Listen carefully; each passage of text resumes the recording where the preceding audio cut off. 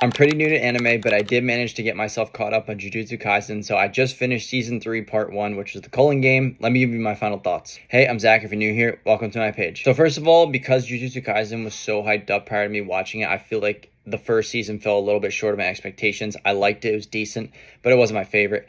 I didn't feel like a lot of the characters held as much weight as other anime, and then once I got to Season 2, it picked up a lot. I liked the Shibuya incident much more, and then Season 3 was a whole nother story. I thought that the culling game perfectly highlights everything that people like about Jujutsu Kaisen, including myself, which is fights, high stakes, character development, and a lot of fun. First and foremost, it's as if the animators were out to prove something in Season 3 because the animation was fantastic, and the soundtrack and soundscape behind all of the fights and all of the scenes was also amazing. I love the way the season started with Chozo and Yuji in Tokyo, and then we also have Naoya Zenin and Yuta, and there were some incredible fight sequences and action between them.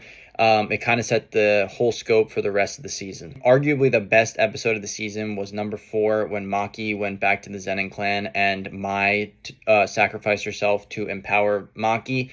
Maki was just a total badass in that episode. I thought start to finish, it was a treat to watch. I also really like some of the new characters that were introduced in this season. When Yuji went to go recruit Hakara in the Underground Fight Club, I think that was with Karara, and he had to fight to prove himself. That was also very good. Like I said, JJK's power system is pretty peak, so when we get to episode 9, it's completely highlighted when Yuji has to be on trial to face his crimes within Higuruma's domain. I thought that was super unique, and that was one of the most suspenseful and intense episodes of the whole season, but it was really good. Then when we get to Reggie Star versus Megumi in the second to last episode, again, it just highlights what JJK does best. Power system, fight sequences, soundscape, good characters.